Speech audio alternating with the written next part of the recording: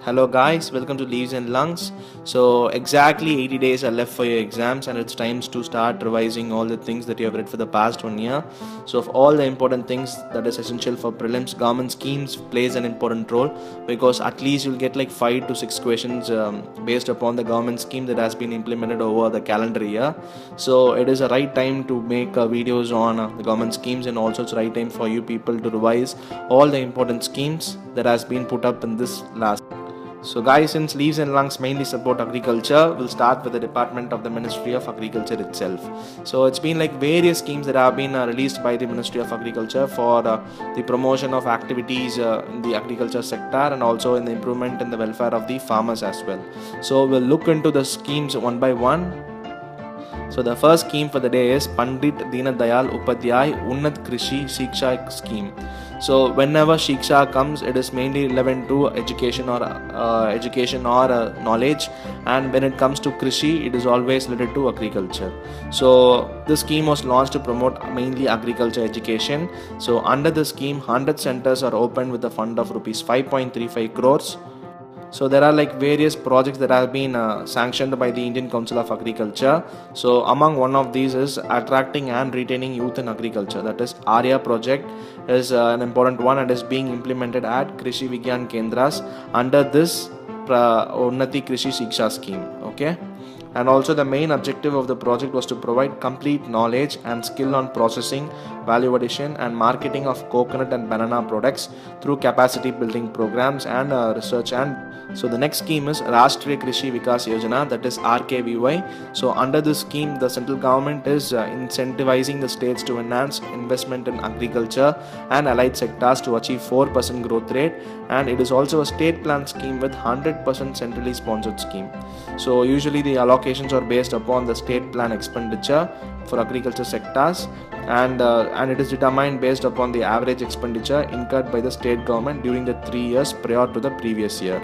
So the allocations is not that much relevant, and so it's basically a scheme to incentivize the state government to enhance its investment. So note the basic thing alone, and it's a state plan scheme with 100% centrally sponsored scheme. So the preparation of the district and state agriculture plan is mandatory and encourage convergence with other programs such as NREGS. Okay, so just get this in your mind. So under RKVY, there are like various sub schemes also been included. Okay, so just remember all the 7 sub schemes because this could be your potential prelims question also.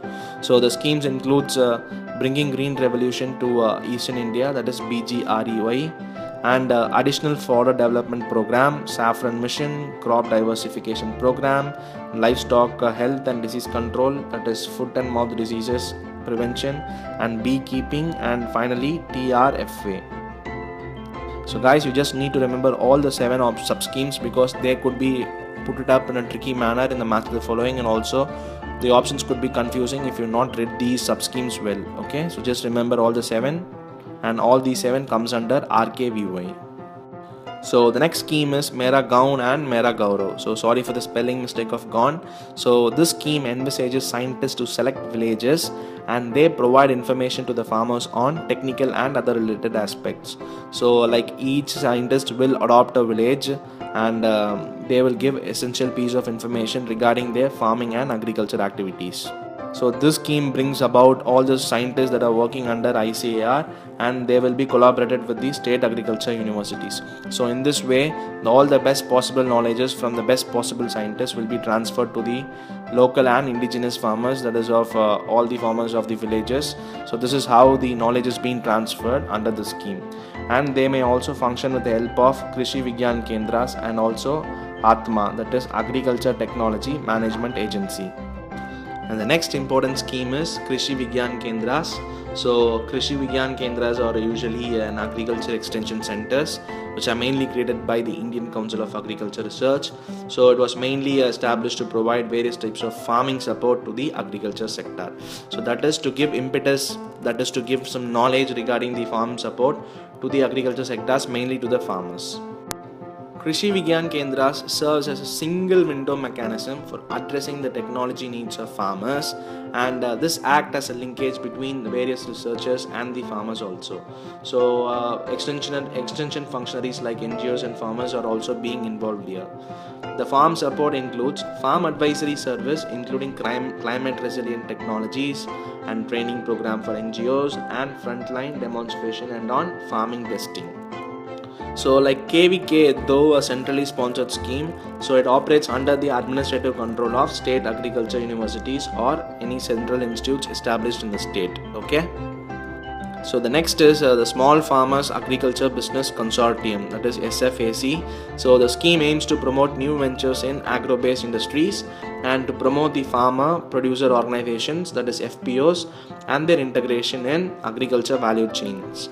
So basically it is a venture capitalist assistance mainly for the project development facility to support the new ventures in agro-based industries.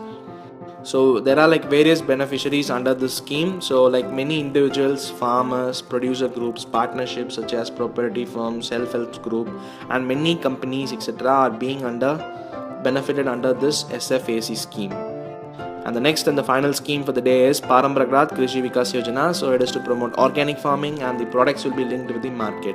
So if you're keenly following our channel, you would have already seen a separate video made on this scheme. So if you want to revise it completely, do check that video also. So it will be like implemented in a cluster based approach. So I've given the exact numbers like how many people will be collaborating to form a cluster. And finally, there is also no liability for farmers for expenditure on certification. So guys, that brings an end to today's topic. So like of all the videos that we have made, like this is the most important series because indefinitely UPSC or any other IBPS will going to test you about the current affairs, and mainly schemes are going to be involved in this. So like every year you will get definitely like 4 to 6 questions compulsorily from this area. So guys, please be focused upon all the government schemes and please do note the little nuances that have been intricated in these schemes. So guys, thank you for watching the video. Have an awesome